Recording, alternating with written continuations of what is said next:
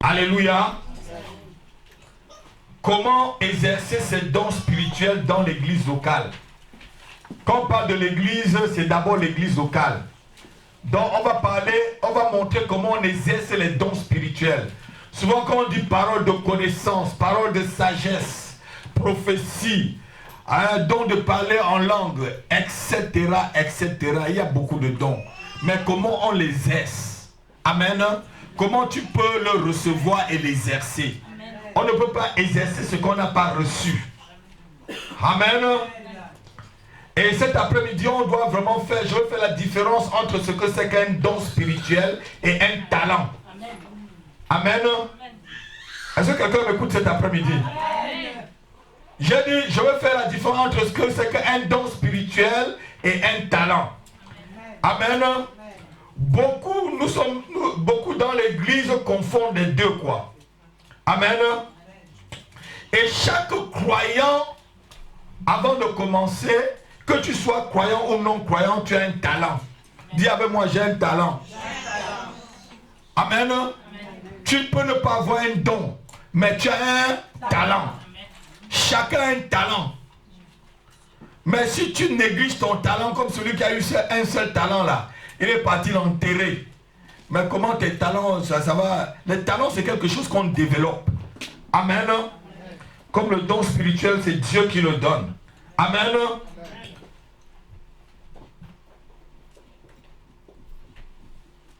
Chacun de nous, on va lire 1 Corinthiens, chapitre 14, verset 23 à 40. Chacun de nous, qu'on soit grand, petit, tout être sur la terre a un talent. Mais tout le monde n'a pas un don spirituel ni un don. Amen. Alléluia. Il y a des gens qui ont des dons comme ça, Dieu les a donnés. Et voilà. Mais on va voir ce que c'est que le don spirituel. 1 Corinthiens chapitre 14, verset 23 jusqu'à 40. Et chacun doit exercer son don au sein de sa famille, de l'église locale. Quand on parle de l'église, c'est toujours une famille. Amen. Alléluia. C'est une famille. Il y a des gens qui sont venus me voir au bureau la semaine dernière. Je leur ai posé la question, quelle est votre église? Ils ne m'ont pas donné l'église. Si tu n'as pas un pasteur, tu es un enfant qui n'a pas de père. Et des enfants qui n'ont pas de maison, c'est des enfants SDF. Hein? C'est chrétien sans église fixe. Hein? Et quand tu es SDF, ça veut dire qu'il y a un problème dans ta vie. Soit on t'a chassé de la maison parce que tu es têtu, soit toi-même tu es fugué. Parce que il y a dans la tête là quelque chose qui n'est pas bien ordonné. Amen. Donc chacun, quand on a un don, on exerce au sein de ça. Ta famille, c'est la maison de prière. Et dans la maison de prière, vous avez un père. Comme Dieu parlait aux anges des églises dans Apocalypse. Et ces anges, c'était des responsables d'église. Il dit à Jean, parle à l'ange de l'église de Philadelphie. Parle à l'ange de l'église. Il dit, je connais tes œuvres. Je connais. C'était aux pasteurs, aux responsables, aux anciens qui avaient l'église. Amen. Qui exerçaient des dons que Dieu les avait donnés. Amen. 1 Corinthiens chapitre 14 à partir du verset 23. La Bible nous dit ceci. Si donc, dans l'assemblée de l'église entière, tous parlent en langue, et qu'il y ait entre un simple auditeur ou des non-croyants, ne diront-ils pas que vous êtes fous? Mais si tous prophétisent et qu'il y a un non-croyant ou un simple auditeur, il est convaincu par tous et jugé par tous. Le secret de son cœur sont dévoilés, de telle sorte que, tombant sur sa face, il adore Dieu et publiera que Dieu est réellement au milieu de nous. De vous, pardon. Amen.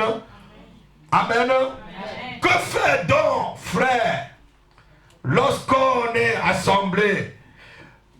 Les uns ou les autres parmi vous ont-ils un cantique, une instruction, une révélation, une langue, une interprétation? Que tout se fasse pour l'édification. Amen. Amen. Etc. etc. On va avancer parce qu'on a passé le temps jusqu'au verset 40. Amen. Dieu ici nous montre que le don spirituel doit être exercé dans l'église. Et on n'exerce pas le don dans l'anarchie. Est-ce que vous comprenez? Quand vous allez lire quelque part où, je crois que c'est le verset 37 ou 38 qui dit l'esprit du prophète est soumis au prophète. Amen. Ça veut dire que si je suis en train de prophétiser comme je le fais tout de suite, en proclamant la parole de Dieu, parce que prophétiser c'est proclamer la parole de Dieu, les vérités, et que tu as au sein de ton cœur une pensée que Dieu te donne, que le Saint-Esprit te met, tu dois te taire. Tu laisses l'autre prophétiser.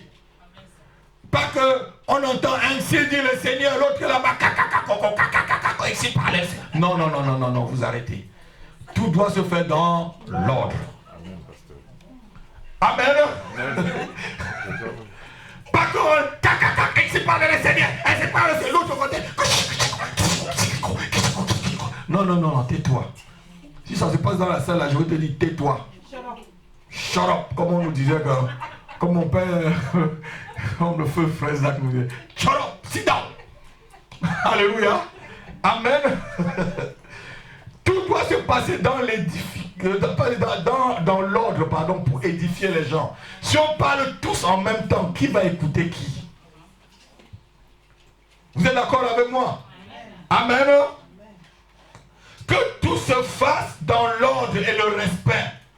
Que tout se fasse dans la puissance de celui qui bénit. Amen. C'est Dieu qui te donne un don. Il ne te donne pas un don pour que tu l'exerces d'une façon désordonnée. Tu es d'accord avec moi? Amen. Amen. Tu es d'accord avec moi, non? Amen. Et la Bible nous parle ici que ce don est donné pour perfectionner. Dis un, perfectionner. Perfectionner. Édifier. Édifier. Et nous amener à l'unité de la foi. Amen. Parce que si le don ne nous amène pas à l'unité de la foi, ça nous fait quoi? Ça nous divise. Quand quelqu'un vient critiquer ce qu'un pasteur a dit, est-il dans le même don spirituel ou dans... Parce qu'il y a des gens qui ont le ministère de la critique. Et si tu as le ministère de la critique, tu ne passes pas à la maison de prière. Amen. Amen. Moi, je n'ai pas le ministère de la critique, j'ai le ministère de l'édification. J'ai le ministère de la réconciliation des gens avec Dieu. C'est ça le ministère que Dieu m'a donné. Je n'ai jamais vu, vous allez lire tout ça, vous n'allez pas voir le don de la critique. Si tu as le don de la critique, tu as un problème. Alléluia. Et en toi, pour connaître le Fils de Dieu, en 4, être à l'état de l'homme fait, selon la stature et la mesure parfaite de Jésus-Christ. Dis Amen avec moi. Amen. Ton Amen là, je le comprends. Dis Amen avec moi. Amen.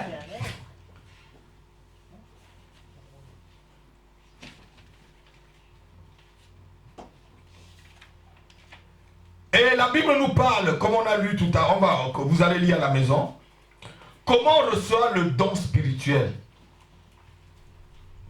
Note, comment recevoir le don spirituel.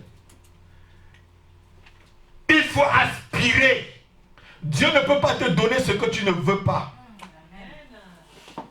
Regardez-moi bien.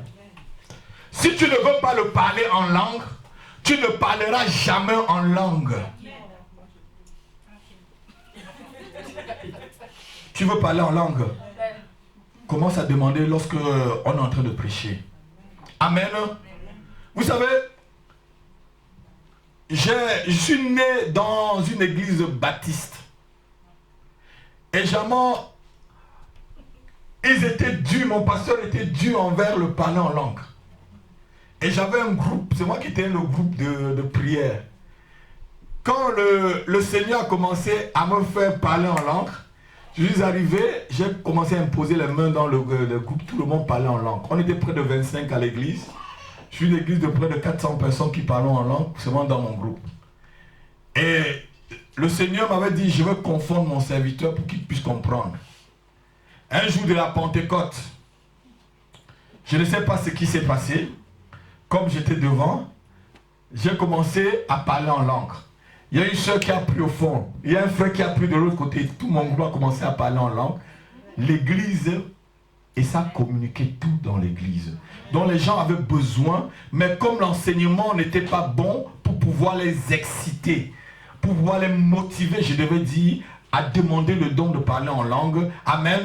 Personne ne le voulait. Donc pour recevoir un don, il faut le vouloir, il faut le demander. Est-ce que quelqu'un m'écoute cet après-midi? Il faut le demander. Il faut demander à Dieu. Parce que si tu ne demandes pas à Dieu, Dieu ne peut pas t'obliger de faire ce que tu ne veux pas. Dieu ne force pas un croyant pour lui donner ce qu'il ne veut pas. Il faut tout d'abord que le croyant demande afin de recevoir. Matthieu 7, 7. Demandez et vous recevrez. Et Jésus dit aussi, si vous demandez du poisson, est-ce que votre Père vous donnera du serpent?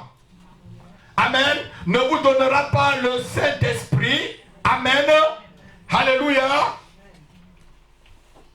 1 Corinthiens chapitre 12 verset 13.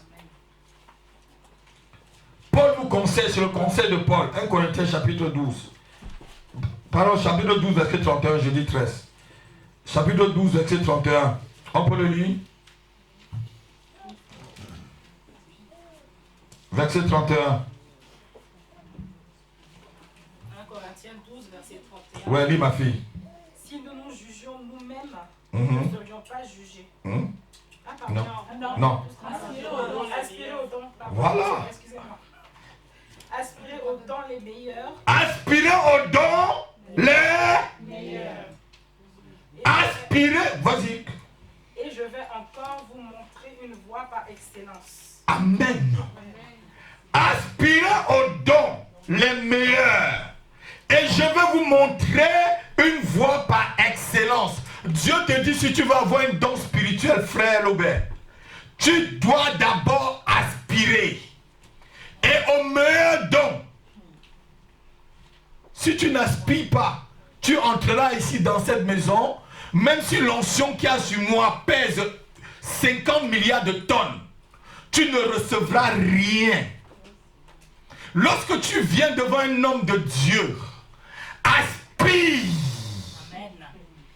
Aspire qu'il y a le don qui a sur l'homme de Dieu puisse te bénir. Il y a des villes dans lesquelles Jésus n'a pas pu faire un miracle parce que les gens n'aspiraient à rien du tout. Si tu n'aspires pas, ma fille, Dieu ne peut rien faire. Dieu ne te contraint pas. Dieu ne t'oblige pas, mon fils. Dieu ne t'oblige pas. Les gens croient que comme Dieu est tout puissant, là, il va t'obliger. Non, Dieu ne t'oblige à rien faire. Il faut que toi-même tu aspires. Aspirez aux dons les meilleurs. Comme je dis là, n'aspirez pas aux dons de critique. Ou aux dons de la calomnie. Hein? Ministère de la calomnie. Aspirez aux dons les meilleurs et je vous montrerai d'autres voies par excellence. Un chrétien ne recevra pas le don s'il ne le désire pas. Il faut d'abord le désirer, c'est-à-dire passer un temps dans la prière pour demander le don à Dieu. Si tu veux un don de prophétie, Seigneur, revêt-moi de ce don. Tu prends le jeûne et la prière, tu demandes. Lorsque moi je voulais être baptisé en langue, j'ai prié. Et le jour où j'ai reçu le baptême dans le Saint-Esprit, personne ne m'a touché. J'ai reçu, comme j'étais responsable de la cellule, j'ai reçu qu'il fallait seulement qu'on se mette tout autour de moi et que je sois au milieu, je commence à prier. J'ai dit aux gens, mettez-vous tout autour, personne ne me touche. Et quand j'ai commencé à prier, c'était parti. Alléluia. C'était parti. Parce que j'aspirais. Et dans ma première Bible, même, j'ai même marqué le jour, la date. Mon épouse est témoin. J'ai dit merci Seigneur pour le don du baptême en langue, le don du Saint-Esprit dans lequel tu me baptises aujourd'hui. C'est écrit dans ma première Bible. J'ai même noté. Amen. Parce que ce don du Saint-Esprit devait me permettre d'aspirer, de grandir encore. D'aller encore plus loin. Si tu n'aspires pas, Dieu ne te donne pas. Tranquillo. Comme tu dis ma fille. Alléluia. Si quelqu'un n'aspire pas, comment Dieu va lui donner? Donc il faut demander pour recevoir. Aspirer au don spirituel n'est pas un péché, s'il te plaît.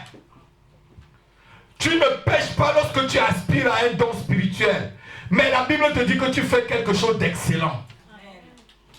Amen, frère. Amen. Tu fais quelque chose d'excellent. Mais si tu les exerces sans amour, c'est en ce temps-là que tu pêches. Si tu aspires à un don pour te vanter, ou pour être comme Simon le magicien, qui a demandé à Pierre de lui vendre le don du Saint-Esprit, on ne vend pas le don de l'Esprit de Dieu. Alléluia. On ne vend pas le don de l'Esprit de Dieu. Si un pasteur prie pour toi et te demande de l'argent, c'est un bandit. Si un pasteur te dit, donne-moi l'argent pour que je te fasse ta délivrance, c'est un bandit, je le dis. Amen. Mais si je prie pour toi et que Dieu permet que tu puisses me bénir, amen, je dois honorer. Amen. Je ne veux pas dire que le temps de prière, parce qu'il y a des gens qui vont dire, prière de 1000 euros, c'est ici. Prière de 2000 euros, c'est là-bas. Prière de 100 euros là-bas. Donc celui qui n'a que 10 euros, là, on ne peut pas prier pour lui alors. Alléluia. Amen. Que celui qui n'a rien encore ne prie pas pour lui. On ne prie pas et on demande de l'argent. C'est là où le Seigneur a dit, vous avez reçu gratuitement, vous donnez gratuitement. C'est dans ce sens-là. Amen. Mais le Seigneur dit aussi que l'ouvrier mérite son... Amen. Si l'homme de Dieu prie pour toi et que tu l'honores avec un don, tu es en train d'honorer le don de Dieu qui t'a béni. En ce temps-là, tu es en train de faire du bien. Tu es en train de reconnaître que ce que j'ai reçu là vient vraiment du Seigneur. Est-ce que quelqu'un entend? Donc, on ne prend pas les dons pour falsifier ou pour les exercer dans l'orgueil. Quelqu'un est d'accord avec moi? Tout doit s'exercer. Les dons n'ont de valeur qu'ils se manifestent dans l'amour. 1 Corinthiens chapitre 13, verset 1 à 3. 1 Corinthiens chapitre 13. Vous laissez tout dans la même page, vous trouvez seulement. Quand je parlerai les langues des hommes et des anges, si je n'ai pas l'amour, je suis un airain qui résonne, ou une cymbale qui retentit. Et quand j'aurai même le don de la prophétie, la science de tous les mystères et de toutes les connaissances, quand j'aurai même toute la foi jusqu'à transporter les montagnes, si je n'ai pas l'amour, cela ne... Alléluia. Donc ton don là, c'est pour ça que je dis qu'un pasteur, un homme de Dieu, un prophète, un évangéliste se juge dans son amour envers les autres. Amen. Ton don, tu peux exercer, tu peux même faire que le feu descende du ciel. Amen. Mais quel est ton amour? Est-ce que c'est par amour? Comment tu le fais? Est-ce que tu aimes vraiment les gens? Est-ce que tu le fais par amour ou tu le fais pour un intérêt? Je ne sais pas. Si tu n'as pas l'amour, c'est que tu n'es qu'une cymbale. Ça veut dire que tu résonnes. Amen. Donc, il faut bien comprendre quelque chose. Les miracles ne font pas l'homme de Dieu. Regardez-moi. Vous voyez souvent à la télé, là, non? Il y a une émission qui passe sur la 3, où il y a des magiciens qui font pondre les poules, machin et tout ça. C'est du miracle, non? Hein? C'est de la prestigitation. Mais il y a des gens qui peuvent le faire, ils te le font au nom de Dieu. Hein? Il te prend un verset biblique, il te lit et commence à faire de la prestigitation. Regarde sa vie. Pour connaître un homme de Dieu, regarde sa vie. Pour connaître un don qui est vrai, regarde la source. Quelle est la source de ce don? Amen. Si la source ce n'est pas l'amour, cela ne sert à rien. La Bible nous a dit qu'il y avait diversité de dons. Notez en grand 1. Les diversités de dons, on va les citer. Le baptême du Saint-Esprit nous est donné dans le corps de Christ afin d'unir le croyant à son chef, qui est Jésus-Christ de Nazareth. Amen. Et pour le rassurer de l'unité qui est avec lui. C'est ça le but du baptême. Le premier don que tu as, c'est le baptême dans le Saint-Esprit. Et après ce message, que tous ceux qui ne sont pas baptisés dans le Saint-Esprit, dans cette église, commencent à demander le baptême dans le Saint-Esprit. Jusqu'à ce que nous soyons tous baptisés dans le Saint-Esprit dans cette église. Amen. Ça va t'équiper même pour l'évangélisation. Vous voyez que lorsque les apôtres étaient dans la chambre haute, lorsqu'ils ont été baptisés du Saint-Esprit, les 120, amen, ils sont sortis maintenant, ils ont conquis la ville. Et ils ont été témoins partout, jusqu'à nous aujourd'hui, jusqu'à l'évangile est venu à nous, parce qu'ils ont été remplis de l'Esprit de Dieu. Amen, c'est un don que Dieu les a donné. Amen.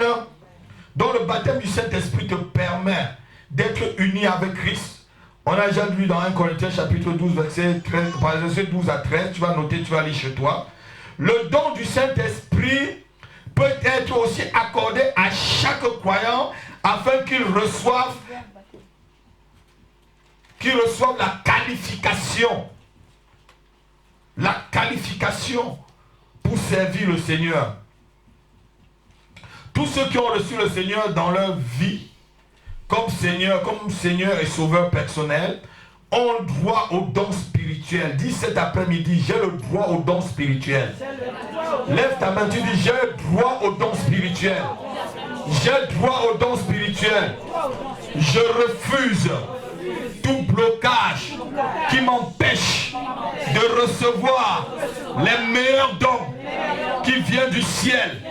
Au nom de Jésus, je reçois, Seigneur, mon cœur est ouvert cet après-midi pour recevoir les dons spirituels, pour les exercer dans ton œuvre. Au nom de Jésus. Amen. Chaque croyant, que tu sois vieux ou jeune, tu peux recevoir le don spirituel. L'âge ne compte pas. Vous savez, les 4 fils de Philippe, on ne donne même pas leur âge. Mais on dit des filles, elles étaient des vierges. Elles prophétisaient. Elles avaient un don spirituel. Amen.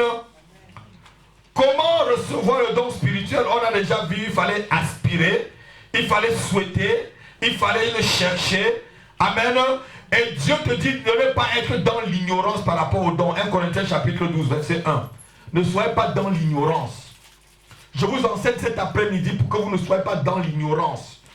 1 Corinthiens chapitre 12, verset 1. 1 Corinthiens chapitre 12, verset 1.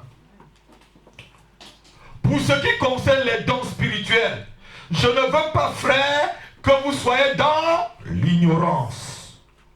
Il y a des gens qui ignorent qu'il y a des dons spirituels. C'est comme Mephibosheth qui ignorait qu'il était prince. Et je vous ai dit ici, si tu ignores que tu es prince, tu vas vivre comme un esclave. On a lu déjà ici, dans la Bible, non? Le prince qui va à pied et l'esclave qui va à cheval. Mais c'est quoi cette histoire-là? Tu es prince ou princesse, tu vas à pied. Et c'est l'esclave qui va... Non, c'est pas possible. Parce que tu es prince, tu as ignoré ta position. Tu as droit au don spirituel. C'est pourquoi il ne faut pas être dans l'ignorance, c'est une maladie. L'ignorance, c'est une maladie. Amen. L'ignorance, c'est une maladie. Le pasteur Denis a parlé de la maladie des ignorants. Et des orgueilleux. Le moi, maladie des ignorants et des orgueilleux. Alléluia. Donc lorsque tu ignores ce que c'est, tu ne peux pas le recevoir. Et je vous dis toujours, tu ne peux pas devenir ce que tu ne sais pas que tu es. Est-ce que quelqu'un m'entend? Si tu ne sais pas que tu as la capacité de demander le don de prophétie au Seigneur, tu ne l'auras pas.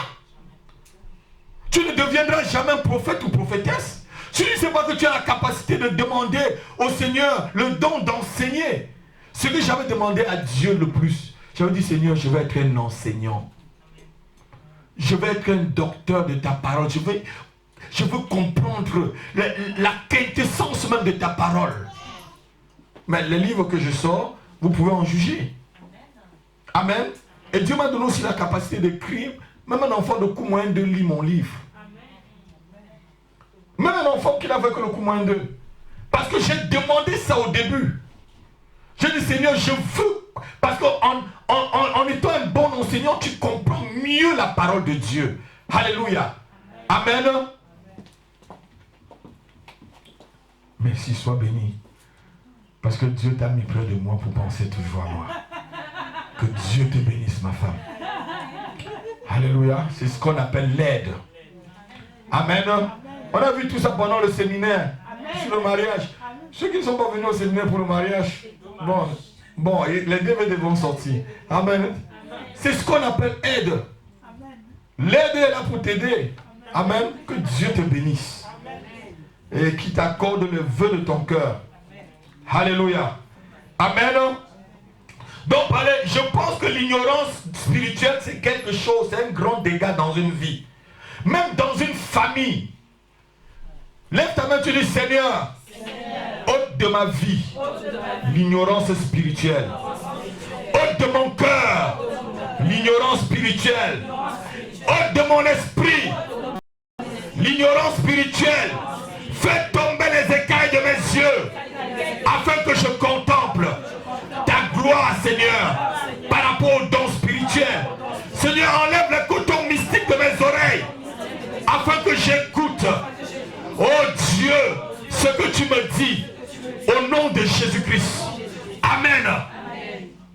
Vous savez, Satan met aussi des cotons dans vos oreilles souvent pour que vous n'entendez pas. Amen.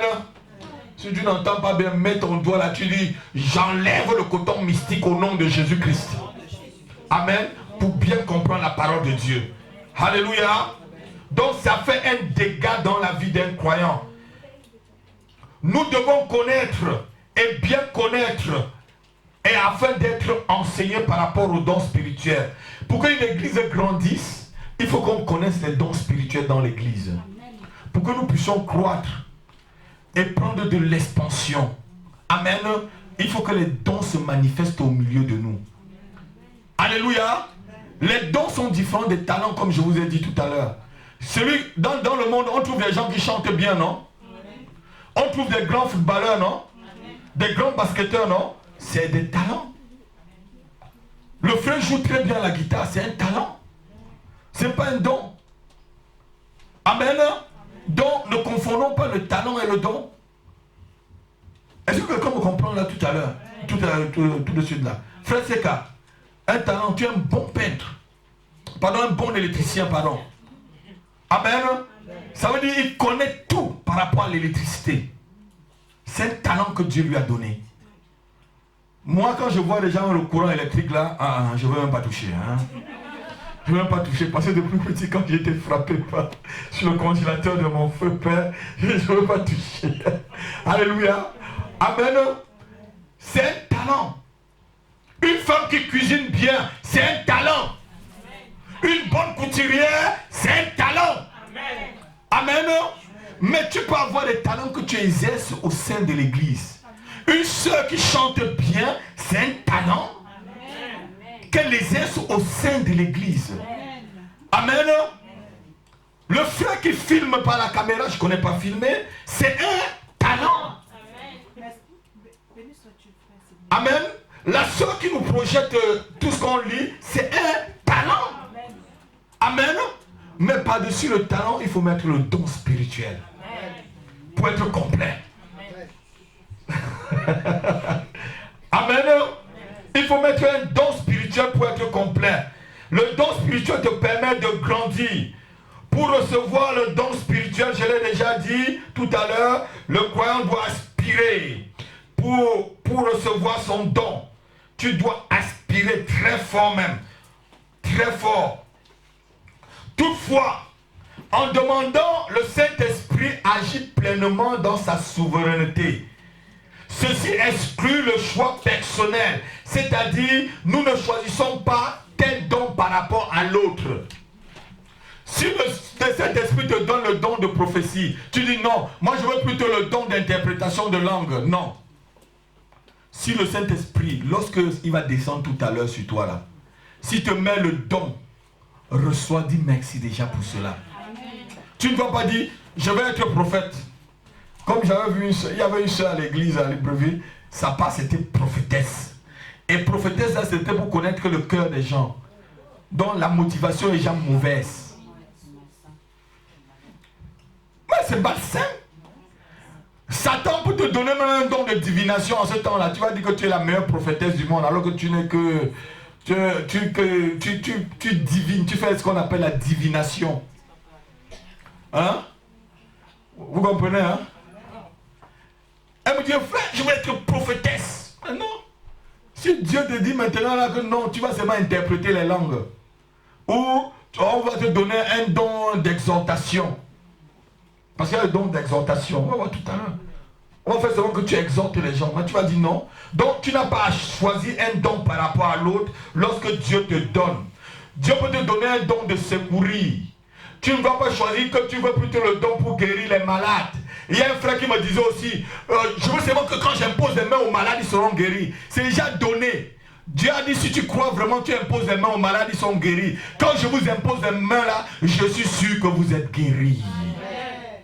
Alléluia. Amen. Ma fille, tu es guérie.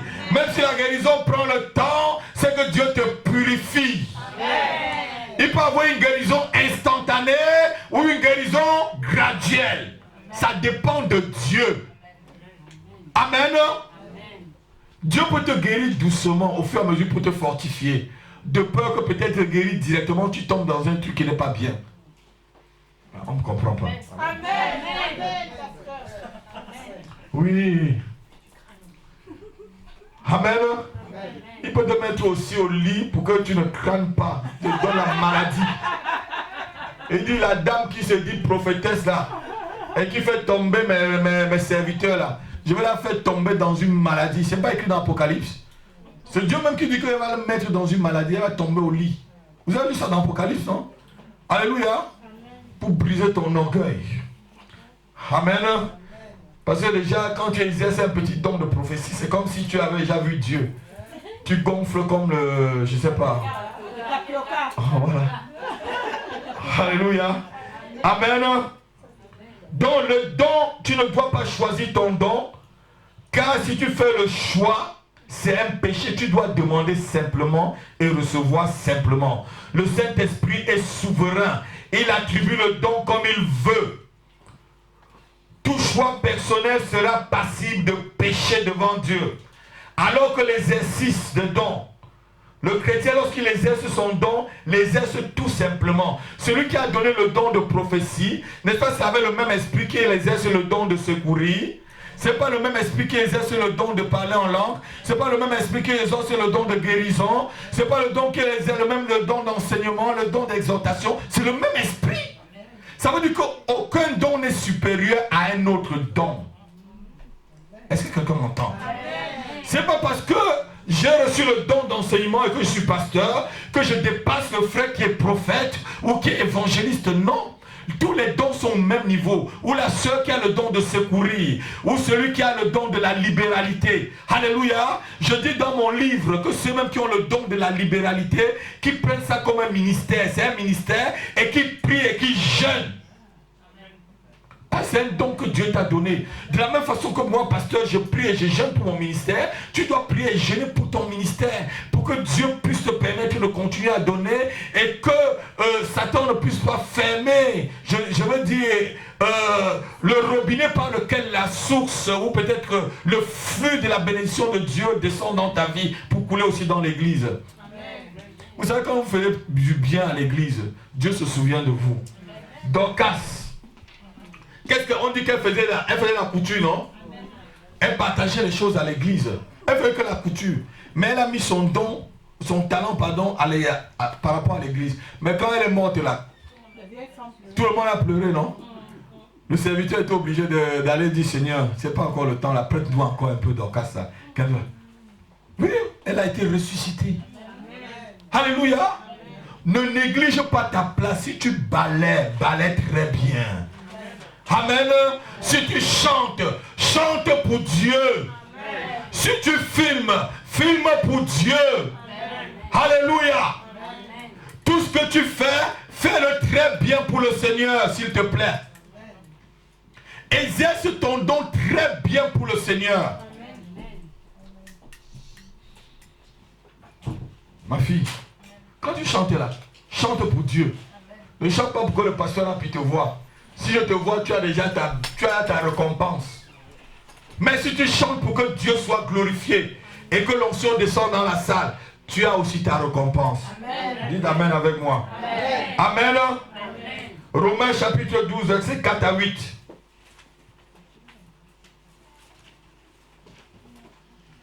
Le message est tellement long que je ne sais pas si on va le finir. Hein? Je crois qu'on va le faire en 2 dimanches.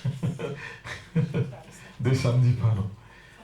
Romains chapitre 12, verset 4 à 8. Quelqu'un peut le lire rapidement?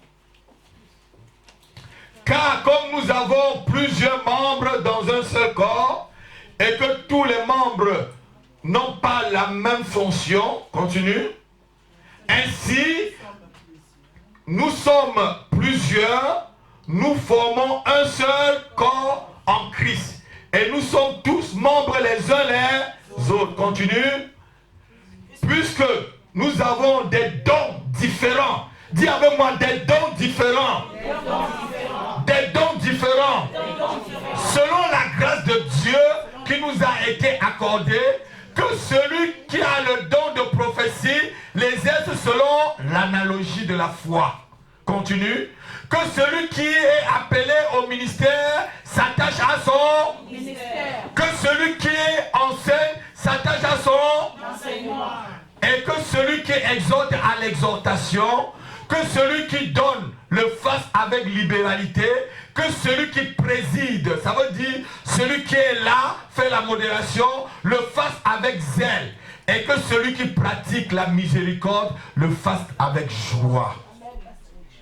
Tout ce que tu fais, frère, fais-le avec zèle. Tout ce que tu fais pour le Seigneur dans l'église, exerce-le avec joie et avec zèle. Sois à l'heure, sois au culte à l'heure, sois à ton poste à l'heure, sois à la répétition à l'heure, sois à la réunion à l'heure. Parce que tu n'es pas à l'heure pour le pasteur rapide. Tu es à l'heure parce que tu as rendez-vous avec Dieu qui t'a donné le don. Oh, on n'a pas entendu.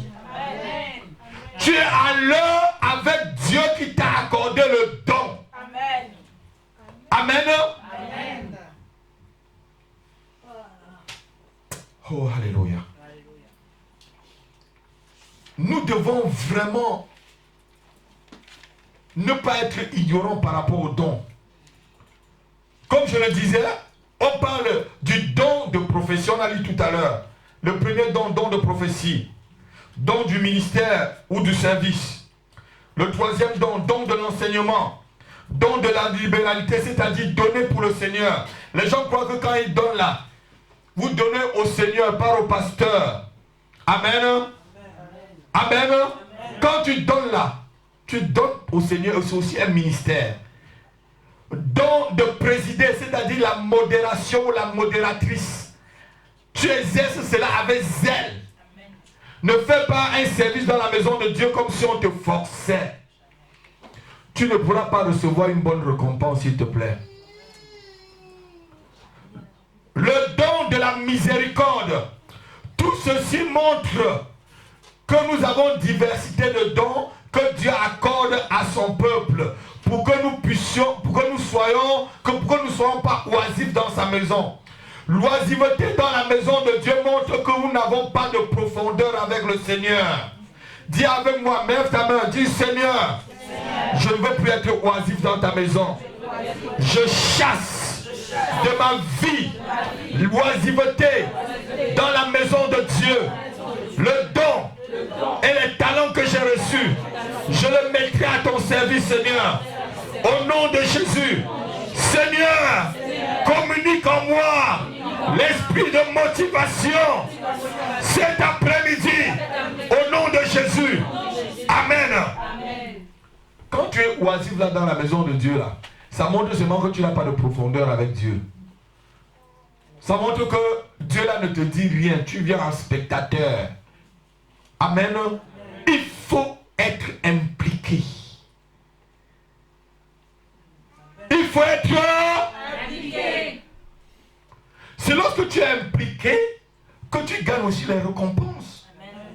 Si tu es impliqué près d'un pasteur, si c'est un vrai pasteur, tu auras la récompense que Dieu donnera à ce pasteur. Amen. Lorsque tu es impliqué près d'un prophète, tu auras la récompense du prophète. Amen. Vous savez, le don qu'il y a sur moi, l'onction qu'il y a sur moi, de toute façon, il faut que je le partage avec vous. Amen. Oh. Si vous êtes vraiment impliqué dans le ministère avec moi, de toute façon, vous le ferez comme moi. Amen. Alléluia. Amen. Amen. Amen.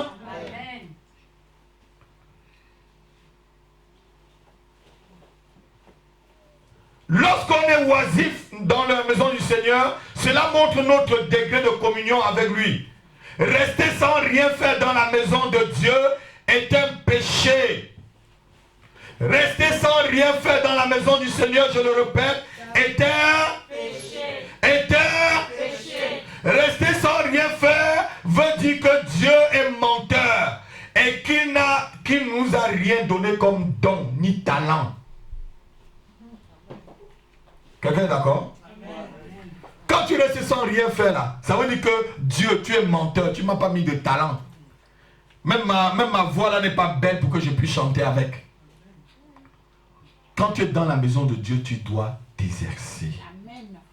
Alléluia. Amen. Tu dois t'exercer. Pour remercier Dieu, la Bible dit qu'offrez vos corps à Dieu comme un sacrifice. C'est quoi le sacrifice qu'on offre à Dieu? Notre corps. Amen.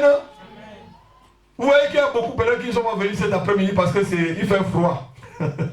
Il fait froid, il ne vient pas à l'église. Amen. Est-ce qu'il a vraiment offert son corps à Dieu? Non. Quand il fait froid ou il neige, on est là. Je me rappelle une soeur dans le groupe de prière que j'avais. Vous savez, en Afrique, là, il y a des pluies. Il y a des saisons où il pleut beaucoup. Et le groupe de prière, on croyait que je ne vais pas venir. Comme je suis le responsable, on voit, je suis là-dedans. Et le vent passe, je suis là avec mon parapluie. Et elles sont là. Mais comment le ferait Dieu donner l'affaire? Il vient même avec la pluie. Nous, on ne croyait pas qu'il devait venir. Est-ce que la pluie empêche Dieu de travailler? Dieu est en train de faire son travail. Il m'a donné un travail. Je suis là. Qu'il pleuve, qu'il vente, qu'il neige, je suis là. Amen. Amen. Il y a un cantique qui dit: Seigneur, nous voulons te remercier pour cette merveilleuse journée. Car pour nous maintenant, qu'il pleuve, neige ou fasse grand vent, le soleil qui est dans nos cœurs, chaque jour est à son zénith. Entouré de mes frères et sœurs, je veux glorifier ton nom. Donc ça veut dire qu'il pleuve, qu'il neige, qu'il fasse n'importe quoi, le soleil de Dieu qui est dans ton cœur te pousse toujours à travailler pour lui. Il ne faut pas rester oisif. Même si je dois venir en ski à l'église, je suis là. Même si il neige là dehors, ma fille, je ne sais pas où je vous ai vu. Donc même si je dois venir en ski, je viens. Alléluia. C'est comme ça qu'il faut être. C'est ainsi que tu gagnes les bénédictions. C'est C'est ainsi que tu exerces. Alléluia. Rester sans rien faire veut dire que tu es menteur, comme on l'a dit. Cela n'est pas vrai. Chaque chrétien a reçu un don, à lui seul d'exercer. D'autres restent sans rien faire parce qu'ils n'ont pas reçu le don qu'ils ont désiré. Alléluia. Cela est un double péché. Il y a des hommes qui reçoivent un don. Ils ne l'exercent pas parce que c'est le don qu'ils n'aiment pas. Vous savez? C'est quoi, ma fille? Je connais quelqu'un qui a refusé d'exercer un don qu'il avait à l'église, tout simplement parce que lui, on l'a pas consacré évangéliste. Alors qu'il était un bon frère qui exhortait. Amen. Aujourd'hui, il est retourné dans le monde. Il ne sait pas qu'en étant diacre comme Philippe, amen, il peut finir par être un évangéliste. Après, il était l'évangéliste Philippe, non? Étienne même, je crois qu'il était diacre aussi, il était parmi les diacres. Mais il a fini étant un évangéliste. Il a fait des choses, il a vu le Seigneur et tout. Tu commences tranquillement. Dieu remplit le vase au fût et à... Si tu viens, le pasteur dit, ma soeur ou mon frère, je vois d'abord qu'il faut rester là-bas, là. Tu commences à balayer. Ou quand tu restes là, lorsque un papier tombe, tu commences à ramasser. Ramasse. Au fur et à mesure que tu vas ramasser, là, c'est l'onction que tu ramasses. Alléluia. Amen. Dieu est souverain. Nous ne devons pas bloquer les dons qu'il nous donne. Nous ne devons pas bloquer ou garder captifs les dons spirituels que nous avons reçus. La force est lorsqu'on exerce le don spirituel. On va garder le reste, on va prier. Parce qu'on n'a pas vu le don de parler en langue, on commence à s'exercer tout ça. Samedi prochain, je vais vous parler de cela. Sinon, on va sortir à 18h. Je vais vous voir comment on parle. Quand on dit le don, par exemple, le don de parole de connaissance. Comment tu sais que tu as reçu une parole de connaissance? Samedi prochain, je vais te dire. Le don de parole de sagesse. Comment tu sais que tu as le don de parole de sagesse? Comme Salomon l'a exercé dans, je crois, c'est un roi chapitre 3 ou quelque chose comme ça. Amen. Comment tu sais que tu as reçu ce don? Comment tu sais que c'est Dieu qui est en train de te parler? Les paroles de connaissance, quand vous venez là, le pasteur dit quelque chose. Ah, comment le pasteur a vu? Comment tu le reçois et comment tu l'exerces? Samedi prochain, je crois qu'on va terminer avec. On avait fait que l'introduction, on va se lever, on va prier. Alléluia. Amen. On a vu la semaine passée comment on exerce les dons spirituels. Comment on exerce les dons spirituels dans la maison de Dieu. On va voir les différents dons. Je vais vous expliquer tranquillement. Pour que quand tu as une révélation là, mon fils Eka, ce qu'on appelle parole de connaissance. Comment est-ce que je sais une situation qui est dans la vie du frère alors que je ne l'ai pas appelé dans la semaine? Comment j'entends, je le reçois et que la situation est nette? C'est ça la parole de connaissance. Il faut avoir une disponibilité spirituelle. C'est des dons spirituels. Alléluia. Pour savoir comment recevoir. Comment est-ce qu'on prophétise et que la prophétie devient nette? Comment on reçoit? C'est des dons spirituels. Amen. Amen. Je vais vous enseigner tranquillement. Amen. Mais ouvrez vos oreilles, c'est pour que vous puissiez l'appliquer dans votre propre vie et à l'église. On a dit que les dons c'était pour l'édification du corps de Christ, non? C'est ce qu'on a vu la semaine dernière. Et on a dit que Dieu n'oblige pas quelqu'un à lui donner un don spirituel. Hein? Dieu te demande d'aspirer au... Ma fille, si tu t'assois là, tu n'aspires pas au don spirituel, ce n'est pas moi qui donne. Écoutez-moi bien, ce n'est pas moi le pasteur qui donne des dons. C'est Dieu lui-même qui donne des dons spirituels. Amen. Pourvu que vous aspirez. Amen. Amen. Et la Bible dit dans le livre de Jacques chapitre 1. Il dit, si vous demandez, si quelqu'un aspire, si quelqu'un manque de sagesse, je crois que c'est ce qu'il dit, qu'il le demande à Dieu simplement. C'est Jacques chapitre 1. Lis ma fille. Jacques chapitre 1, je crois que c'est le verset 2, le verset 5. Et il dit, si quelqu'un manque de ça, qu'il le demande à Dieu sans doute. Allons-y rapidement, on va commencer par là. Quelqu'un a trouvé qu'il le lise rapidement. Jacques 1, verset 5. Ouais. Si quelqu'un d'entre vous manque de sagesse, oui, qu'il la demande à Dieu, oui, qui donne à tous simplement et sans reproche, oui, et elle lui sera donnée. Amen. Continue. Mais qu'il la demande avec foi. Qu'il la demande avec foi. Sans douter. Sans douter.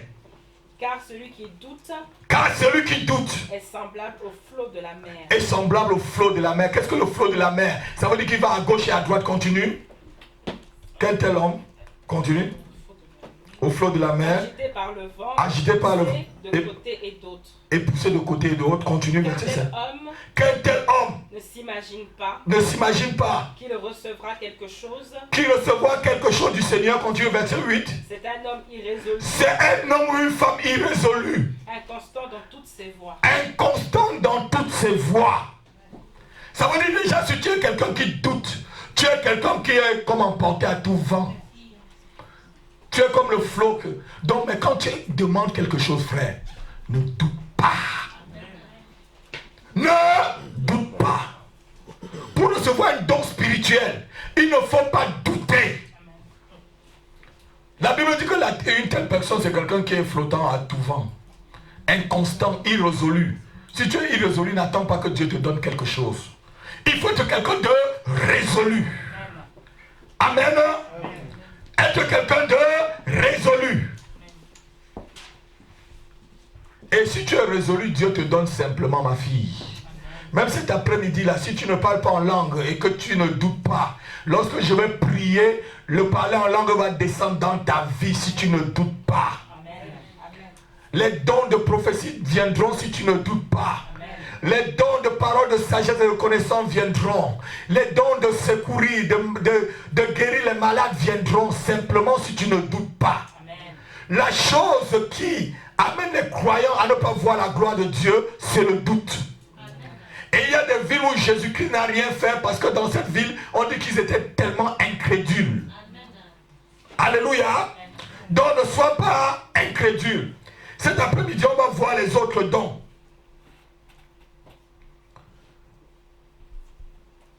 1 Corinthiens chapitre 12. C'est les autres dons. On va voir les dons. Le premier don qu'on nous parle, c'est le don de la connaissance. C'est quoi le don de la connaissance? Je vais vous expliquer très tranquillement. 1 Corinthiens chapitre 12. Tu peux lire, ma fille Elodie? En effet, à l'un est donné par l'Esprit une parole de sagesse. Oui. À un autre une parole de connaissance. Amen. Selon le même Esprit. Oui. À un autre la foi. Par le même Esprit. Oui. À un autre le don des guérisons. Oui. Par le même Esprit. Oui. À un autre le don d'opérer des miracles. Oui. À un autre le don, à un autre la prophétie. Oui. À un autre le discernement des esprits. Oui. À un autre la diversité des langues. Oui. À un autre l'interprétation des langues. Oui. Un seul et même esprit opère toutes ces choses, les distribuant à chacun en particulier comme il veut. Comme il veut. Amen. À un autre, la Bible dit en effet, à un autre est donné par l'esprit une parole de sagesse. À un autre, une parole de connaissance. On va voir ce que c'est que la parole de sagesse. C'est quoi une parole de sagesse? Ça veut dire la parole de sagesse, c'est dans les situations les plus difficiles. Amen. Dieu te communique une pensée pour résoudre la situation.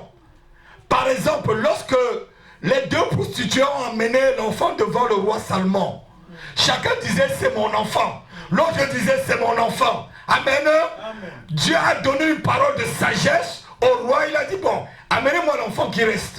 Parce qu'il sait que si tu es la mère de l'enfant, tu n'accepteras pas qu'on tue ton enfant. Il dit amenez-moi l'épée. Il dit je vais couper l'enfant alors en deux, chacun va prendre une partie. Et la maman de l'enfant dit non, donnez-la à l'autre. Et le roi comprit directement que non, c'est la maman de l'autre, c'est la maman de l'enfant qui dit donnez l'enfant. Et l'autre disait oui coupe, oui coupe. Alléluia. Parce qu'elle savait qu'elle avait déjà perdu son enfant. dont la parole de sagesse te permet de résoudre des problèmes les plus difficiles. Est-ce que tu peux dire Amen avec moi? Amen. Oh, mais vous avez bien entendu. Je ne sais pas si vous avez bien compris maintenant ce que la Bible appelle ce don. Tu peux me demander, Seigneur, accorde-moi la parole de sagesse. Le don de la parole de sagesse, Seigneur, dans toutes les situations de ma vie et dans les situations de ma vie familiale. Au nom de Jésus. Amen. Amen. La femme que c'était pas son enfant, elle disait coupe. Puis c'était son enfant qui était mort. Alléluia. Et maintenant le roi a compris l'histoire. Vous pouvez le lire à la maison, c'est 1 Roi chapitre 3 verset 16. 1 Roi chapitre 3, vous allez lire toute l'histoire. Et elle dit coupe, tuez, vous me donnez une partie. Alléluia. Parce que la maman disait non, donnez à le roi a compris dans son esprit directement que c'est la vraie maman qui demande de laisser l'enfant en vie et de donner à sa camarade. Alléluia. C'est ça la parole de la sagesse. Amen. Et c'est quoi les paroles de connaissance? Les paroles de connaissance, note-le. La parole de connaissance peut être la réponse de Dieu à certaines vérités cachées. C'est la réponse de Dieu, la parole de connaissance, à certaines vérités cachées. C'est une réponse divine à une certaine vérité cachée. Alléluia. Tu peux arriver dans l'église et directement tu as passé une semaine très difficile. Le Saint-Esprit me dit dans mon esprit, voilà telle soeur, une soeur qui a vécu telle chose, qui a voulu même se suicider dans la semaine. Voilà, je t'appelle devant et te dis, voilà ce que l'Esprit me dit. Voilà. Donc, je te révèle les vérités les plus cachées. Ce n'est pas la prophétie. La parole de connaissance est différente de la prophétie. Ça révèle les vérités cachées pour consoler la personne, pour édifier la personne, pour remonter la personne. Alléluia. Et tu entends la révélation directement dans ton esprit. Le Saint-Esprit te parle. Il y a souvent le Saint-Esprit me parle audiblement même.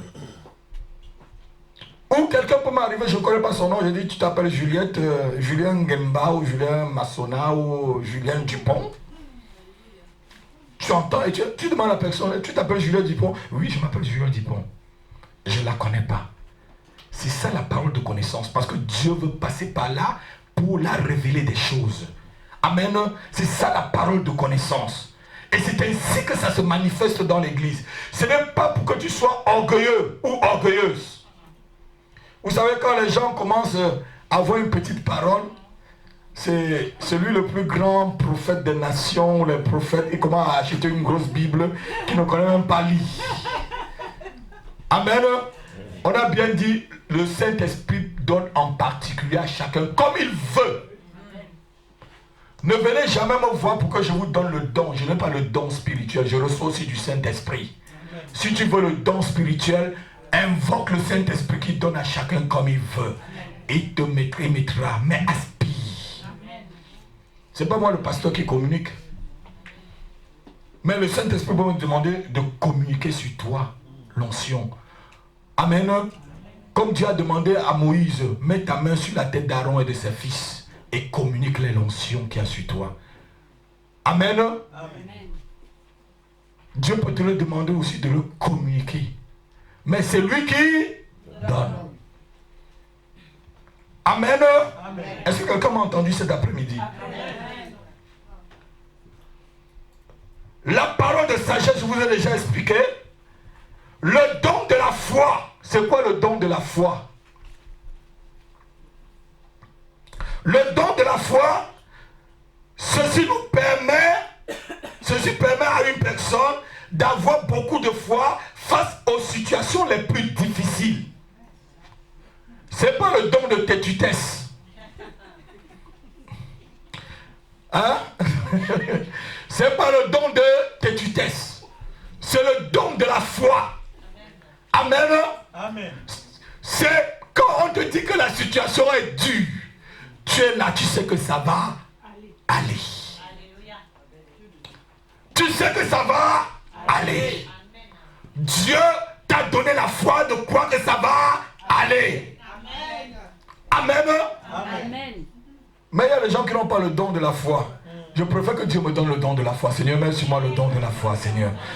Tu peux dire avec moi, Seigneur, accorde-moi le don de la foi. Seigneur, j'aspire au don de la foi. J'aspire au don de la foi. Par rapport à ma situation, par rapport à ma famille, par rapport à ma maladie, par rapport à tout ce que je vis. Accorde-moi le don de la foi. Au nom de Jésus. On te dit que tu vas mourir, tu dis je ne vais pas mourir.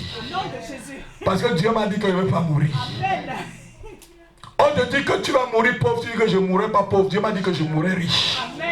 Tu as la foi jusqu'à ce que tu arrives. Je n'ai pas dit d'être têtu, parce qu'il y a des gens qui sont plutôt têtus. Le don de la têtu, le pasteur nous est en train de rire. Amen. Donc, dans les situations les plus difficiles, la personne reste. Vous savez, il y a eu des prophètes même dans la Bible qui n'ont pas eu le don de la foi. Le jeune prophète, il est venu, il a parlé à Bethel, il a fait des miracles à Bethel. Un autre vieux prophète qui n'avait même plus de vision, il a perdu la vision, vient lui dire que Dieu l'a parlé. De venir manger. Alors que Dieu lui a dit que tu ne manges pas, tu retournes sans rien manger, sans rien boire. Et il est parti. C'est parce qu'il n'avait pas la foi. Quand Dieu te parle là, ma fille, reste sur ce que l'Éternel t'a dit. Même si ça fait 40 ans, Dieu le fera. Amen. Amen. Ce qu'il a promis, il le fera. Ce qu'il dit, il accomplira. C'est ça le don de la foi. Amen. Tu saisis et l'ennemi vient secouer ta vie. Tu lui dis, Satan, tu mens. Dieu a dit et il le fera. Amen. Dieu a parlé et cela s'accomplira. C'est ça le don de la foi. Amen. Que personne ne te décourage. Je dis personne.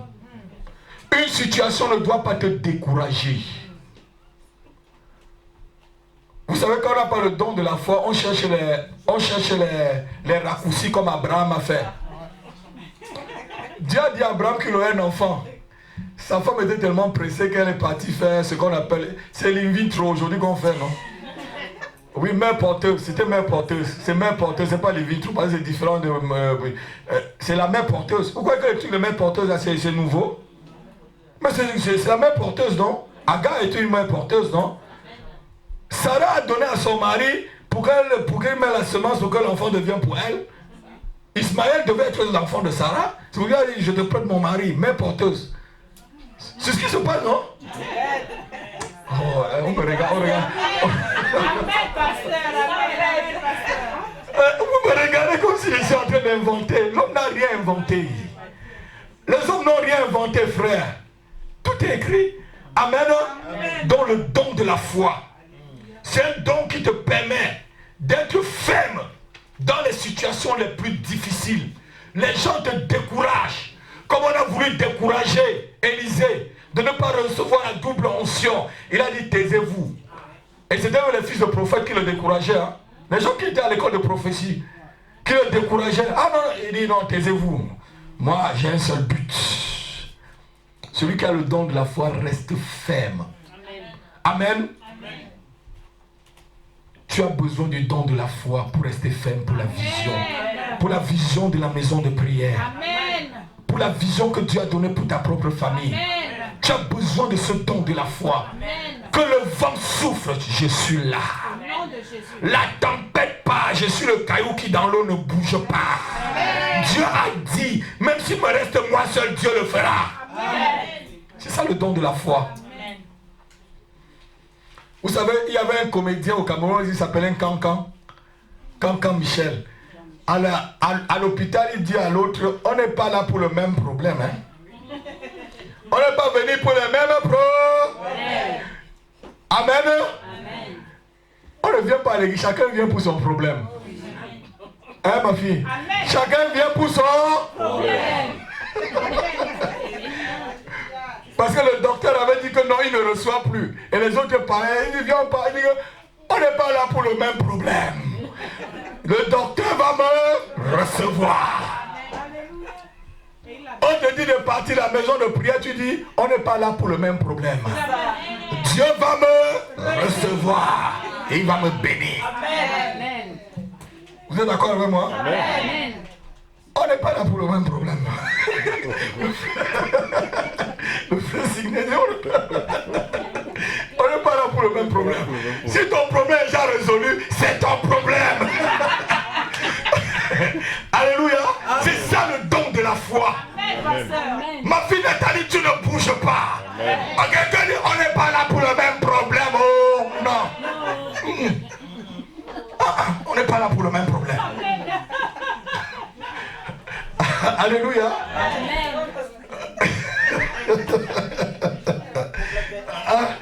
Chacun a son problème. On n'est pas là pour le même problème.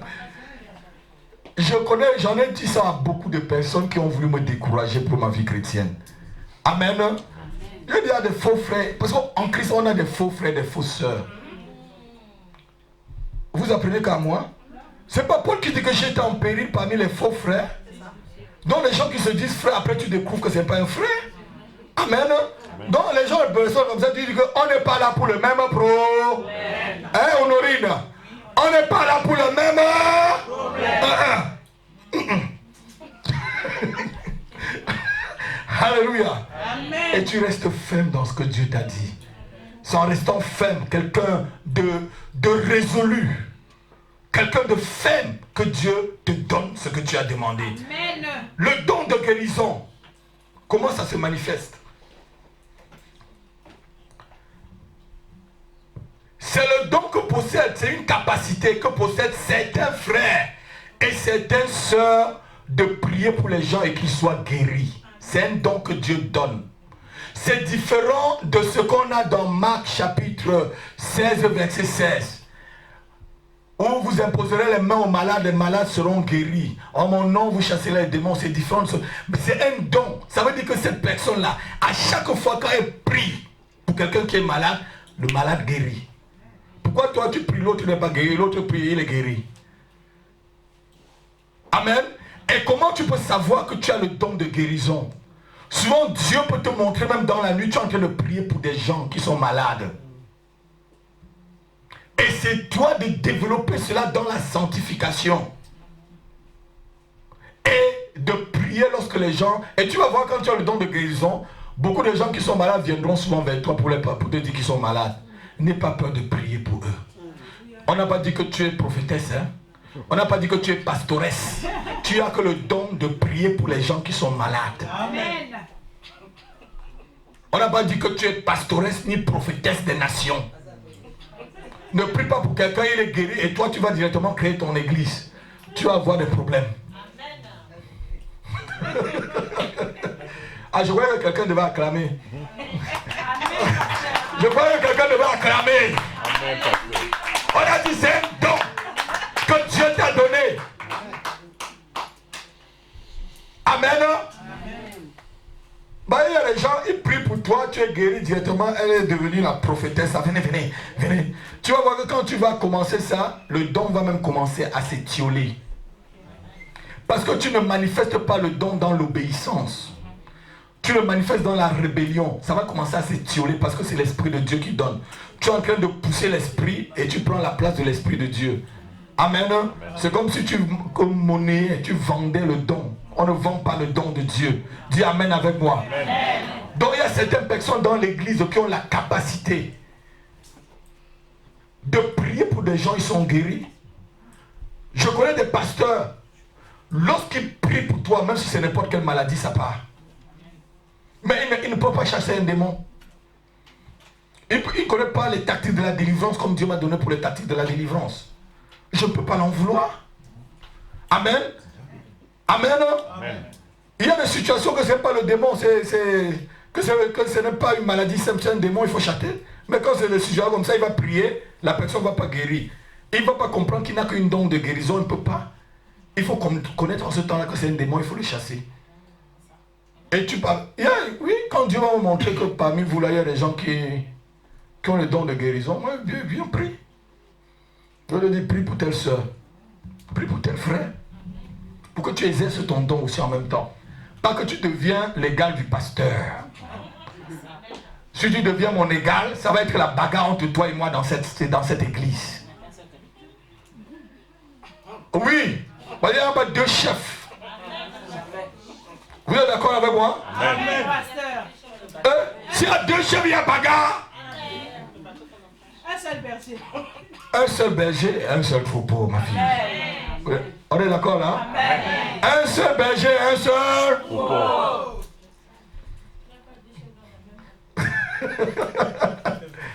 Un pasteur. Même parmi les prophètes, il y avait prophète et prophète. Un jour, je vais vous expliquer. Même en apartheid. Vous allez voir qu'il y a prophète et prophète. Comme il y a pasteur et pasteur. Amen. Le don d'opérer les miracles. C'est quoi le don d'opérer les miracles? Je vais vous expliquer tranquillement. C'est tous ces dons qu'on a. J'espère que le message vous plaît. C'est pourquoi après vous allez l'exercer pour l'église. Amen. Amen. Le don d'opérer les miracles. Le don d'opérer le miracle accompagne souvent certains hommes de Dieu, tels que les évangélistes, les apôtres, pour amener les gens dans le royaume de Dieu. Vous allez voir, c'est un don qui accompagne beaucoup les évangélistes et les apôtres. Parce qu'un apôtre, pourquoi je vous explique très bien, parce qu'on va voir tous les dons des hommes, on va voir les évangiles et les apôtres. Parmi les 5 doigts, l'apôtre c'est lequel? Le premier doigt. C'est le pouce. Ça c'est l'apôtre. Parce que le pouce touche tout. Donc l'apôtre peut avoir en même temps le don de l'évangéliste, pasteur. Il peut avoir même l'appel prophétique sur lui. Il peut être un bon enseignant, un bon docteur. Parce qu'il touche tous les autres doigts. Amen. Et celui-là c'est quoi? Le prophète. C'est le prophète qui t'indexe. Je vais expliquer ça.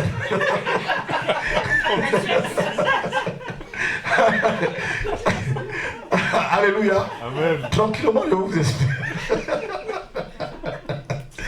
Amen. Amen. Donc le don d'opérer les miracles accompagne certains évangélistes et certains pasteurs. C'est pourquoi vous allez voir quelqu'un comme Bonquet. Il est venu à Libreville. Il y a des paralytiques qui ont marché. Même au Cameroun. Mais oui, les paralytiques ont marché, c'est les dons qu'il a. Mais Bonquet n'est pas un pasteur. Il est dans une église en Allemagne, il est évangéliste dans l'église. Mais il passe partout, il n'a jamais dit qu'il était le pasteur de l'église. Hein. Mais Dieu lui a donné une notion spéciale pour faire marcher les paralytiques. Pour que les gens viennent dans le royaume.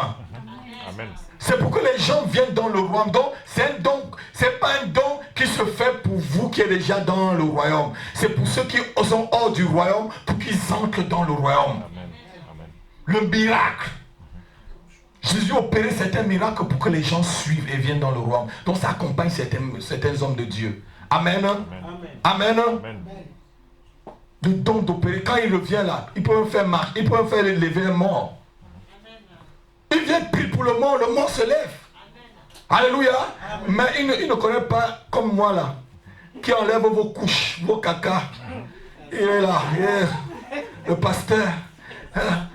Un évangéliste, demande-lui un évangéliste est là, il va vous saccager là dans la salle.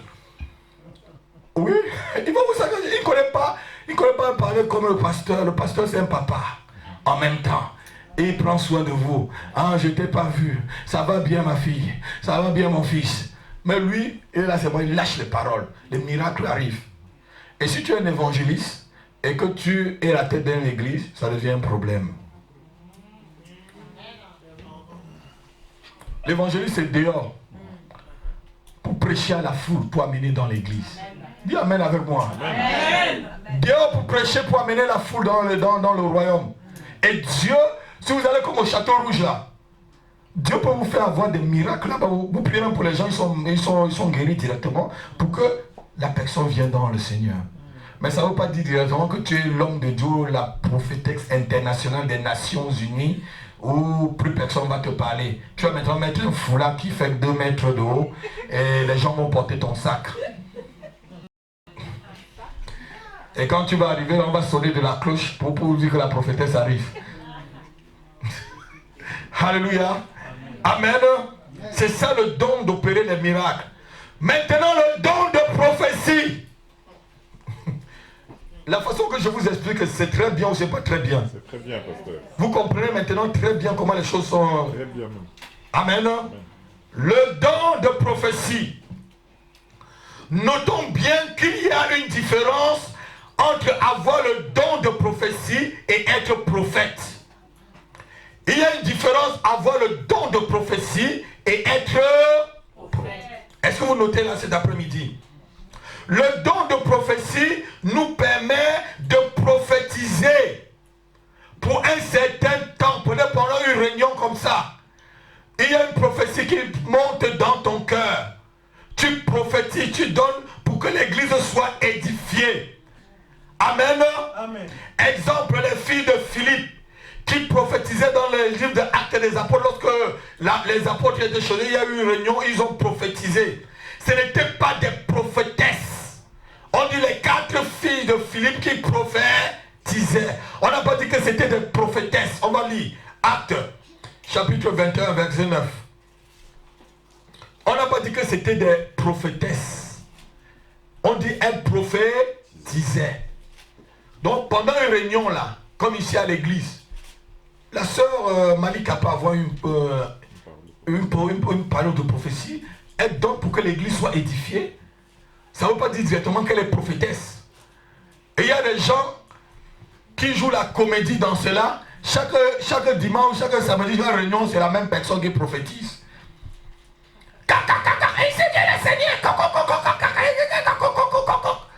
Cherche vraiment la vie de cette personne pour voir si ainsi dit le Seigneur tout le temps. Château rouge, château rouge, château rouge, cacaco, château rouge, château rouge, château rouge. Parce que tu as vu faire ton commerce au barin, tes courses au château rouge. Hein? Oui, tu as vu Carrefour, Carrefour, Carrefour. Oh, Carrefour, Carrefour, Carrefour. C'est pas le Seigneur Carrefour. Parce que tu as vu au Carrefour de Sten en train d'acheter, comme tu as acheté les boîtiers l'autre jour, frère. Non, pas de ce genre de comédie. Il faut que ça sorte vraiment de l'Esprit Saint. Alléluia.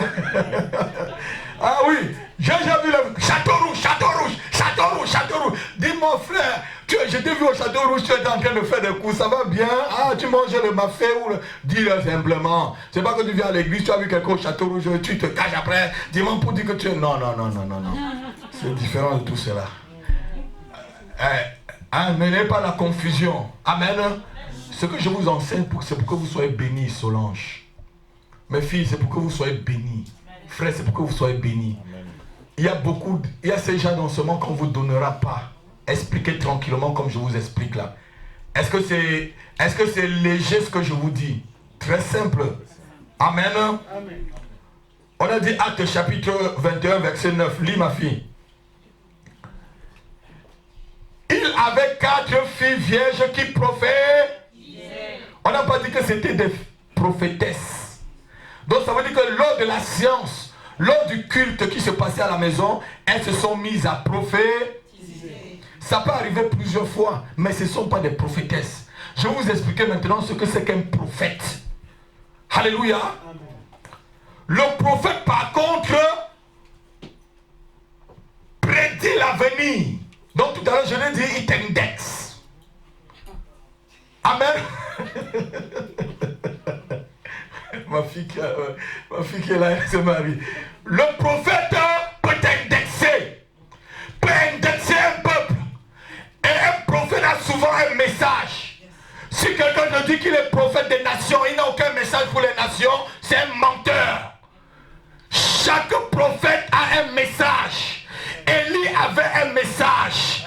Esaïe avait un message. Jérémie avait un message. Habakkuk avait un message. Daniel avait un message. Joël avait un message. Abias avait un message. Au nom de Jésus, si quelqu'un te le dit, tu lui dis non, tu n'as pas de message. C'est un gros titre pour rien. Un prophète, frère, a un message qui porte. Ma fille rit. Un message qui porte. Il y a les gens qui sont serviteurs de Dieu, ils n'ont même pas de vision. Demande-lui la vision que Dieu lui a donnée. Il n'a aucune vision. Il ne sait même pas là où il va. Quel message Dieu lui a donné de donner aux gens. Il va te dire, je suis prophète des nations. Et comme j'ai vu l'autre à Saint-Denis, il avait son trône dépassait cet endroit-là. C'était chelou. Il avait une chaise, il se mettait là, tout le monde passait là, il prophétisait, il disait le mensonge sur les gens. Soit il a une espèce de divination. Le prophète n'est pas là pour que tu viennes tous les jours, il te dise que tu vas manger, que tu vas avoir... Non. Non. On vient prophète, on met l'argent, il prophétise. On met l'argent, il prophétise. C'est différent du marabout où vous allez là, ici, à la rue Mira, en haut là, pour lui donner l'argent pour qu'il parle de vous. Quelle est la différence de lui? Quelle est la différence? Frère, où est la différence? Je dis bandit. Après il sépare les couples, il met des divorces dans des familles, il sort avec les femmes des autres et tout. Je m'ai appris qu'un a croqué les oreilles d'une soeur qui a dit non. Au Trocadéro. Des bandits. Des bandits, mais pourquoi il faut que je dise la vérité? Un prophète a un message. Si c'est une prophétesse attitrée, elle a un message. Alléluia. Amen. Donc le prophète a un message. Il prédit l'avenir. Mais il n'est pas avant tout, il est avant tout un porte-parole de Dieu. Avant d'être prophète, tu es un porte-parole de Dieu. Un homme qui a reçu un don d'édifier les gens, d'exhorter les gens et de les consoler. 1 Corinthiens chapitre 14 verset 3. Le prophète a un message venant de Dieu pour exhorter, pour édifier et pour consoler. 1 Corinthiens chapitre 14 verset 3. Quelqu'un peut le lire?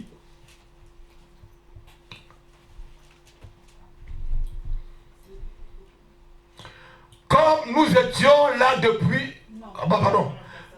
Et quand je distribuais tout... Non, c'est pas ça. Je dis 1 Corinthiens chapitre 14 verset 3. Ouais, c'est lui. Celui qui prophétise au contraire, c'est ça. 1 Corinthiens chapitre 14 verset 3. Voilà, c'est ça, voilà. Celui qui prophétise au contraire parle aux hommes, les édifie, les exhorte et les console. C'est ça même. Donc ça veut dire quoi? Un prophète peut même te dire que tu es dans le péché. Et il sait bien que tu es dans le péché. Mais c'est pour t'édifier, c'est pas pour te condamner. Ce n'est pas pour te faire du mal. Mais quand quelqu'un te révèle ta vie pour te faire du mal, c'est plus bien. Parce que tu es là pour édifier. Consoler, il va te dire, mais il va te donner toujours la manière de sortir. Comme Esaïe disait à Israël. Comme Jérémie le disait à Israël. Mais à la fin, il donnait toujours la manière de sortir. Toujours la solution qui est l'éternel. Amen. Amen. Amen. Amen. Le prophète porte un message. Donc un prophète peut aussi prêcher. Ce que je fais là, je suis en train de porter un message vers vous. Un message de Dieu. Je vous ai dit tout à l'heure, Dieu m'a dit que les arbres avaient des oreilles. C'est un message. Ça vous a édifié ou ça vous a pas édifié? Alléluia. Tu portes un message. Donc un prophète peut enseigner. Peut être dans une église, il enseigne. C'est pour ça que je vous ai dit qu'un apôtre, tu peux voir, il prophétise, il veut tout, il a... Alléluia. Que ceux qui ont des oreilles pour bien entendre puissent entendre. Amen. Amen. Donc, le prophète a un don pour vraiment exhorter les gens, les édifier et les consoler. Le don de discernement des esprits. Il y a des gens qui ont le don de discernement des esprits. Je ne dis pas les gens qui m'ont dit, comme une soeur m'avait dit, pasteur, je vois toujours ce que les autres ne voient pas. Je vois toutes les mauvaises choses que les autres ne voient pas. elle doit toujours voir ce qui n'est pas bien. Ce n'est pas le discernement des esprits, ça. Amen. Amen. C'est quoi le don de discernement des esprits? Il permet d'être très sensible au Saint-Esprit. Il permet d'être sensible aux esprits qui peuvent animer les gens. Il nous permet de détecter les faux prophètes des vrais. Tu peux lever ta main là. Je crois que c'est un don que toute l'église doit demander. Seigneur, revêt-moi du don de discernement des esprits, afin que je sache qui est vrai et qui est faux dans ton œuvre, Seigneur. Revêt-moi, Saint-Esprit, du don de discernement des esprits. Cet après-midi, je le reçois. Je le reçois. Je le reçois au nom de Jésus. Amen. Tu as besoin d'avoir le discernement pour connaître le vrai du faux. Hein, mon fils? Le message vous plaît ou ça vous plaît pas? Si vous voulez, j'arrête. Hein? Je continue? Donc ce don te permet de connaître le faux du vrai. L'autre don qu'on a cité, la diversité des langues. Voilà. Ici, ce n'est pas le koroba, shakalaba, korobo, robo, shingarabarabara. On parle le don de diversité de... Nous pouvons trouver des frères et sœurs qui parlent 4, 5, 6, 7 langues. Vous avez déjà vu des gens comme ça, non? Oui, pour interpréter, il y a des gens qui parlent le japonais, le chinois, l'anglais, le français, l'allemand, tout. Ils parlent au moins 5 ou italien. Alors que toi-même, apprendre une seule langue te dépasse. Il rit tout. Ils se mettent tous à rire. C'est ça le don de diversité de langue qui est différent du don de parler en langue. Le don du parler en langue, on le reçoit lorsqu'on a le baptême du Saint-Esprit. C'est le signe du baptême qu'on est baptisé du Saint-Esprit. C'est différent de celui qui a le don de diversité de langue. Tu peux avoir le don de parler en langue et le don de diversité de langue. Est-ce que tu comprends un peu ce que je veux dire? Amen. Donc c'est ça le don. Et dans l'église, il y a des gens comme ça que Dieu leur donne la capacité de parler plusieurs langues. Il y a des gens où Dieu leur donne ce don-là. Tu es peut-être chinois, tu es près de lui, tu vois, il commence à parler chinois. C'est comme ça. Il commence à écrire chinois. Moi, quelqu'un comme moi, là, tu me demandes d'apprendre le chinois, je vais prendre... je vais prendre d'abord des années. Alléluia. Amen. Amen. Donc, on peut trouver des gens qui parlent au moins 10 langues. C'est un don de Dieu. Si tu as besoin de ce don-là, tu ne peux que demander et te former pour parler plusieurs langues. Parce qu'on a besoin, si on invite un pasteur mongol, et que tu connais bien parler le mongol, n'est-ce pas, tu interprètes ici à l'église? Amen, c'est ça, non? Alléluia, c'est ça la diversité des langues. Je vous explique maintenant le don spirituel pour que vous compreniez. Il y a maintenant, je crois qu'on atteint la fin, le don d'interpréter les langues. C'est différent maintenant de don de diversité de langues. Vous voyez, langue. Don d'interpréter les langues.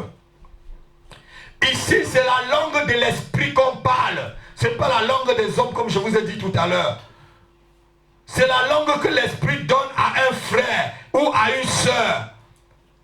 Parler et un autre interprète en langue intelligible ce qu'il a dit en une langue qu'on puisse bien entendre. Ça veut dire quoi? Ça veut dire, on arrive à l'église. C'est pour ça que quand tu as le don de parler en langue, demande aussi le don d'interprétation. Vous voyez souvent, je peux dire Koroba Shakala, merci Seigneur, tu es béni. Oh Gagaba Shikolobo, tu es puissant Seigneur. Parce que je parle et j'interprète en même temps. Mais je ne peux que peut-être être en train de parler au Koba Shagalaba Kolobo Robo Shinderebe. Et la sœur qui est au fond commence à interpréter ce que je suis en train de dire. Pour que l'église puisse bien entendre ce que je suis en train de dire, pour qu'il n'y a pas de confusion. Amen. Donc il y a des gens qui ont la capacité d'interpréter les langues que l'autre est en train de parler. Vous avez vu le jour de la Pentecôte, lorsqu'ils ont parlé, certains ont entendu en leur propre langue. Alléluia. Amen. Quand tu parles en langue aussi, demande le don d'interpréter en même temps. Que ce que tu parles, tu peux le dire en une langue intelligible pour que les gens puissent entendre. Pour que ça ne soit pas du charabia. Alléluia. Parce qu'il y a seulement les gens qui vont le coco, chika, coco, ika, coco. Mais maintenant, interprète ton coco puisque tu parles à Dieu. Nous sommes dans l'église, nous voulons entendre ton coco, chika, kakala pour dire Amen. C'est pour ça que quelqu'un peut dire coco, chika, après de moi, vous allez voir, je vais fermer ma bouche. Est-ce qu'il a interprété? Je sais qu'il est en train de dire quoi là. Même le sorcier dit coco, chika, kaka, coco. Même la sorcière dit coco, chika, kaka, coco. Ton coco shikaka, est-ce que c'est vraiment béni le Seigneur? Pas celui qui parle en langue le dit aussi après, interpréter. Vous allez toujours voir quand je parle en langue, je réinterprète. Alléluia. C'est ainsi. Donc on peut avoir en même temps le don d'interpréter et le don de parler en langue. Ceux qui parlent en langue, levez vos mains. Seigneur, donne-nous le don d'interpréter les langues. Au nom de Jésus, que ce que nous disons en langue, Seigneur, nous puissions l'interpréter afin que ceux qui sont dans l'assemblée puissent entendre les louanges et les adorations que nous élevons vers toi. Au nom de Jésus. Amen. Est-ce que c'est bien le message? Alléluia. Amen. Je crois qu'on va finir la semaine prochaine par le don des hommes. C'est quoi le don des hommes? On finira en ce temps-là. Alléluia. Amen. Le don des hommes à l'église. Et c'est là où je vais vous expliquer maintenant l'apôtre, le prophète, l'évangéliste et tout, leur rôle. Amen. Amen. Pour que vous soyez clairs sur ce que c'est que le don spirituel. L'enseignement est...